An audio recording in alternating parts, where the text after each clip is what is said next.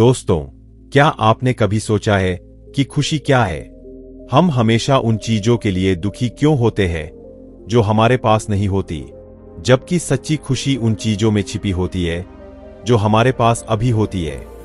अगर हम अपनी आंखें खोलकर देखें तो पाएंगे कि हम जितना दुखी होते हैं उससे कहीं ज्यादा हमारे पास खुश रहने के कारण होते हैं।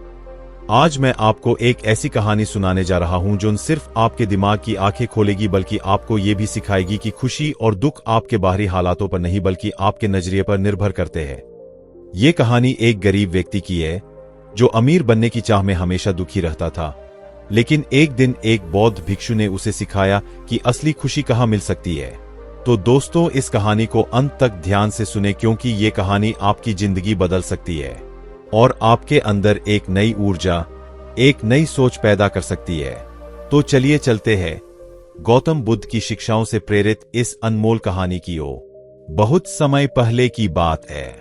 एक शहर में एक बहुत गरीब व्यक्ति रहता था। जब भी वो किसी अमीर व्यक्ति को देखता तो अपने मन में बोलने लगता और कहता कि हे भगवान, आपने मुझे इतना गरीब क्यों बनाया? इन अमीर लोगों को देखो, कैसे खेल रहे हैं, जीवन का आनंद ले रहे हैं, और मैं हूं जो हर दिन एक एक पैसे के लिए तरसता हूं। मेरे पास एक पैसा भी नहीं है और ये लोग पैसे बर्बाद कर रहे हैं। हे भगवान, मुझे भी अमीर बना दो। एक दिन वह व्यक्ति ऐसी ही बातें कर रहा था, तभी उसके पास से एक बौद्ध भिक्षु गुजर रहा था। उस भिक्षु ने उस गरीब व्यक्ति की सारी बातें सुन ली। तब वह बौद्ध भिक्षु उस व्यक्ति से कहता है, भंते, क्या बात है? आप इतने चिंतित क्यों हैं? आप इतने उदास क्यों दिख रहे हैं? क्या आपको कोई परेशानी है? तब वह व्यक्ति कहता है, हे गुरुदेव, मैं बहुत दुखी हूं, मैं बहुत गरीब हूं, मेरे पास खाने के लिए पैसे नहीं बचे हैं, मैं एक एक पैसे के लिए तरसता हूं, इस दुनिया में मेरा कोई नहीं है, मैं खुश रहना चाहता हूं, मुझे खुश रहना है, मैं अमीर बनना चाहता हूं। हे गुरुवार, क्या आप मुझे कोई ऐसा उपाय बता सकते हैं जिससे मैं जल्द से जल्द अमीर बन जाऊं और मुझे किसी चीज की कमी न रहे? उस व्यक्ति की यह बात सुनकर बौद्ध भिक्षु ने उस व्यक्ति को ध्यान से देखा और फिर उस व्यक्ति से कहा, मेरे साथ आओ और यह कहो। साधु उस गरीब व्यक्ति को एक अमीर आदमी के घर ले गए। उस अमीर आदमी का घर देखकर गरीब आदमी की आंखें खुली की खुली रह गई। उस गरीब व्यक्ति ने उस साधु से कहा, हे गुरुवा, मैं इतना अमीर बनने के लिए कुछ भी कर सकता हूं। अगर मेरे पास इतना पैसा है तो यह आश्चर्यजनक है। इस घर में कितनी खुशी होगी। तब वह साधु मुस्कुराने लगा और उस गरीब व्यक्ति से कहा, इसीलिए तो मैं तुम्हें यहां लाया हूं। यह कहकर साधु उस व्यक्ति को उस घर के मालिक के पास ले गया और उस अमीर व्यक्ति से कहा, तुम्हारे पास इतना धन है, इतना आलीशान घर है और सभी सुख सुविधाएं हैं, क्या तुम खुश हो? तब वह व्यक्ति थोड़ा उदास होकर बौद्ध भिक्षु से कहता है, हे गुरुवार, कैसी खुशी? केवल धन होने से खुशी नहीं मिलती। मैं जन्म से ही अंधा हूं और एक अंधा व्यक्ति जीवन में कैसे खुश रह सकता है? खुशहाल वे लोग हैं जिनके पास आंखें हैं, जो इस दुनिया को देखने में सक्षम है, जो इसकी सुंदरता को अपने दिल की इच्छा के अनुसार निहारने में सक्षम है। हे गुरुवार, मैं बस इतना चाहता हूं कि मुझे इस दुनिया को देखने का अवसर मिले, भले ही यह कुछ क्षणों के लिए ही क्यों न। मैं कम से कम एक बार अपने माता पिता और रिश्तेदारों को देखने में सक्षम हो, और इसके लिए अगर कोई मुझसे मेरी सारी संपत्ति छीन भी ले तो मैं देने के लिए तैयार हूं। मैं इतना दुखी हूं कि कोई भी मुझसे ज्यादा दुखी नहीं हो सकता। हे भगवान, आपने मुझे अंधा क्यों बनाया? तब बौद्ध भिक्षु ने उस गरीब व्यक्ति की ओर इशारा करते हुए कहा, आपके पास बहुत अच्छा अवसर है। यदि आप चाहे तो आप केवल अपनी आंखें देकर इस दूसरे व्यक्ति की सारी संपत्ति ले सकते हैं और उसके बाद आप भी अमीर हो जाएंगे, आप भी सुखी हो जाओगे, आपको भी अपना सुख मिलेगा और इस अंधे व्यक्ति को उसका सुख मिलेगा। तब वह गरीब व्यक्ति कहता है, नहीं नहीं गुरुवार, आप क्या कह रहे हो? बिना आंखों के मैं अमीर बनकर क्या करूंगा? नहीं गुरुवार, मैं अपनी आंखें नहीं दूंगा। तब वह बौद्ध भिक्षु उस गरीब व्यक्ति से कहता है, एक बार फिर सोच लो, ऐसा अच्छा अवसर तुम्हें फिर नहीं मिलेगा। तब वह गरीब व्यक्ति कहता है, अगर तुम्हारे पास कोई और रास्ता हो तो बताओ, नहीं तो अपने घर चला जाऊंगा। तब वह भिक्षु उस व्यक्ति से कहता है, ठीक है, अगर तुम अपनी आंखें नहीं देना चाहते हो तो कोई बात नहीं, हम कोई और रास्ता निकाल लेंगे। तब वह बौद्ध भिक्षु उस व्यक्ति का हाथ पकड़कर दूसरे अमीर व्यक्ति के घर ले जाता है।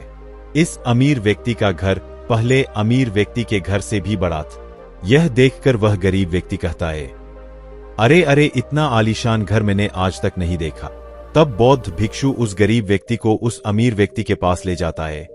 तुम्हें किसी चीज की कमी नहीं है, तुम बहुत खुश होगे। तब वह धनवान व्यक्ति निराश होकर उस बौद्ध भिक्षु से कहता है, तुम क्या कह रहे हो? तुम जानते हो कि मेरे दोनों हाथ काम नहीं करते, मैं अपाहिज हूं। यह सब धन संपत्ति जो तुम देख रहे हो, उसे देखने के बाद भी मैं अपने हाथ वापस नहीं ला सकता। तो ऐसी स्थिति में यह धन संपत्ति मेरे किस काम की?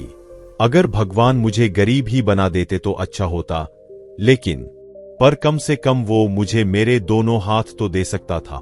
पता नहीं भगवान ने मुझे विकलांग क्यों बनाया। मेरे जितना दुखी कोई नहीं होगा। फिर एक बार फिर उस बौद्ध भिक्षु ने उस गरीब आदमी की तरफ इशारा करते हुए कहा, भंते, आपके पास एक और मौका है। आप चाहे तो अपने दोनों हाथ देकर इस अमीर आदमी की सारी संपत्ति ले सकते हैं। आप क्या कहते हैं?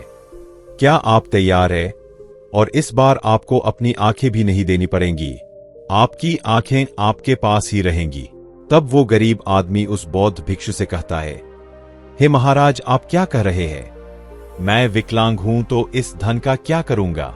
क्या आपके पास कोई ऐसा अमीर आदमी नहीं है जिसका पूरा शरीर स्वस्थ हो और जिसके पास अपार धन संपत्ति भी? तब वो बौद्ध भिक्षु उस व्यक्ति का हाथ पकड़कर उसे तीसरे अमीर आदमी के पास ले जाता है। उस अमीर आदमी के पास उसका अपना महल था। ये देखकर बौद्ध भिक्षु उस गरीब आदमी से कहता है, अरे गुरुवार, वो बहुत खुश होगा। उसके पास इतना बड़ा महल है, उसके पास इतनी संपत्ति है, वो बहुत खुश होगा, उसका जीवन आनंद से भरा होगा। फिर बौद्ध भिक्षु गरीब आदमी को अमीर आदमी के पास ले जाता है और उससे कहता है, तुम बहुत खुश होगे क्योंकि तुम्हारे पास इतना बड़ा महल है, इतनी दौलत है, तुम्हारे पास सारी सुख सुविधाएं हैं, तुम्हारा जीवन आनंद से भरा होगा। इसके जवाब में अमीर आदमी कहता है, अरे गुरुवार, कैसा आनंद? इस दुनिया में मुझसे ज्यादा दुखी कोई नहीं होगा। मैं आज बहुत दर्द में हूं। मेरी पत्नी ने मुझे धोखा दिया है। वह किसी और से प्यार करती है जो मुझसे भी ज्यादा अमीर है। आज मुझे समझ में आ गया है कि यह धन कभी किसी को खुशी या दुख नहीं दे सकता, और जब दिल में दुख है तो इस धन का क्या फायदा? मुझसे ज्यादा खुश तो सिर्फ वह गरीब आदमी होगा जिसकी पत्नी कम से कम उसके साथ है, वह उसके प्रति वफादार है। आज मैंने फैसला किया है कि मैं अपनी पत्नी और उसके प्रेमी को मार डालूंगा। यह सुनकर भिक्षु अमीर आदमी से कहता है, ऐसा कदम उठाने से पहले कम से कम मुझे खाना खिलाओ और खाने का इंतजाम करो, और साथ में कुछ कांच के टुकड़े भी लाते रह। वह धनी व्यक्ति सभी साधु संतों का बहुत आदर करता था, इसलिए वह बौद्ध भिक्षु की बात मान तो जाता है, लेकिन उसे समझ में नहीं आता कि बौद्ध भिक्षु ने भोजन के साथ कांच के टुकड़े क्यों मंगवाए हैं। लेकिन जैसा बौद्ध भिक्षु ने कहा था, धनी व्यक्ति उसी तरह भोजन की व्यवस्था करता है। वह भोजन के साथ कांच के कुछ टुकड़े लेकर बौद्ध भिक्षुओं के पास पहुंचता है। फिर बौद्ध भिक्षु, गरीब व्यक्ति और धनी व्यक्ति साथ में बैठकर भोजन करते हैं, और उसी समय बौद्ध भिक्षु कांच के कुछ टुकड़े उठाकर धनी व्यक्ति के भोजन में मिला देता है और उससे कहता है, लो, अब तुम इसे खा सकते। धनी व्यक्ति आश्चर्यचकित होकर बौद्ध भिक्षु से कहता है, हे गुरुवार, तुम क्या कह रहे हो? तुमने इस भोजन में कांच के टुकड़े मिला दिए हैं। मैं यह भोजन कैसे खा सकता हूं? अगर मैं यह भोजन खाऊंगा तो मुझे बहुत पीड़ा होगी और संभव है कि मेरी मृत्यु भी हो जाए। तब साधु मुस्कुराने लगा और धनी व्यक्ति से बोला, तुमने यह तो समझ लिया, पर तुम यह नहीं समझते। यदि तुम यह भोजन खाना चाहते हो तो तुम्हें इस भोजन में से कांच के टुकड़े निकालने होंगे, तभी यह भोजन तुम्हारे खाने योग्य बनेगा, और तभी यह भोजन तुम्हें कोई दुख नहीं देगा बल्कि सुख देगा। इस पर धनी व्यक्ति ने आश्चर्य से बौद्ध भिक्षु से कहा, हे गुरुवार, तुम क्या कहना चाहते हो? तब बौद्ध भिक्षु ने धनी व्यक्ति से कहा, यदि तुम कांच के टुकड़ों जैसे लोगों से चिपके रहोगे तो तुम्हें दुख अवश्य मिलेगा, जैसे कांच के टुकड़ों से मिला यह भोजन तुम्हें दुख देगा। तो इसका उपाय यह है कि तुम भोजन में से इन कांच के टुकड़ों को अलग कर दो और जो है उस पर ध्यान दो, अर्थात तुम उन लोगों को भूल जाओ जो तुम्हारे जीवन में नहीं है, और उन लोगों पर ध्यान दो जो इस समय तुम्हारे साथ है, जैसे तुम्हारी बेटी, वह भी तुम्हारे प्यार की भूखी है। क्या उसका ख्याल रखना, उसका पालन पोषण करना तुम्हारा कर्तव्य नहीं है? साधु आगे धनी व्यक्ति से कहता है, सुख तुम्हारे पास है, बस इन कांच के टुकड़ों यानी अपनी पत्नी और उसके प्रेमी को मारने का विचार अपने मन से निकाल दो, अन्यथा यह कांच के टुकड़ों में मिले भोजन के समान होगा और इसका परिणाम भी बहुत भयानक होगा। इतना कहकर साधु शांत हो गया और धनी व्यक्ति भी साधु की बात समझ गए। उसने तुरंत उस बौद्ध भिक्षु के पैर छुए और धनी व्यक्ति कहने लगा, हे गुरुवार, आपने मुझे पाप करने से बचाया है, मैं आपका बहुत आभारी हूं। उसके बाद साधु उस गरीब व्यक्ति को लेकर आगे बढ़ जाता है। फिर रास्ते में वह गरीब व्यक्ति उस भिक्षु से कहता है, हे गुरुवार, क्या इस दुनिया में कोई भी ऐसा नहीं है जो सुखी हो?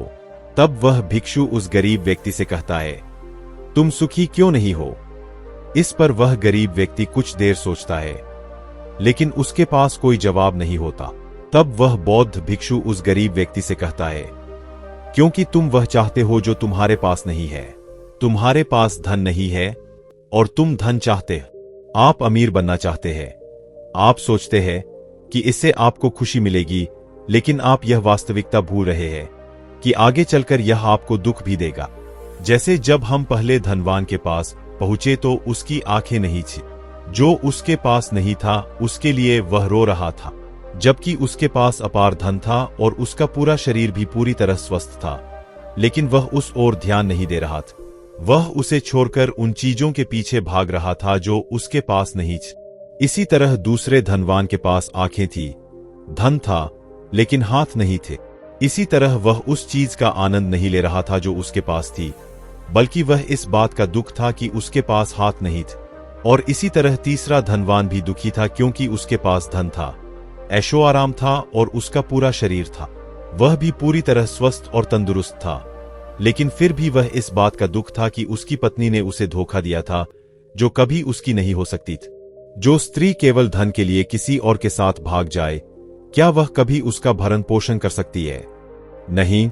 लेकिन धनवान व्यक्ति इस बारे में नहीं सोच रहा था कि उसके पास क्या है, यानी उसकी बेटी।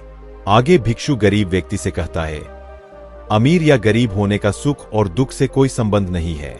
अमीर हो या गरीब, हमारे दुख का एक ही कारण है कि हम हमेशा उन चीजों के पीछे भागते रहते हैं जो हमारे पास नहीं है, और जो हमारे पास वर्तमान में है उस पर ध्यान नहीं देते और उसका आनंद नहीं ले पाते।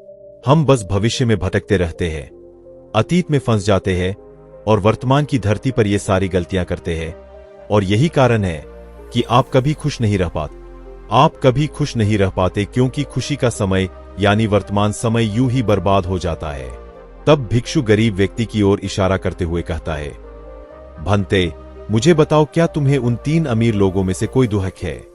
तब गरीब व्यक्ति कुछ सोचकर साधु से कहता है, नहीं गुरुवार, मुझे उन अमीर लोगों में से कोई दुख नहीं है।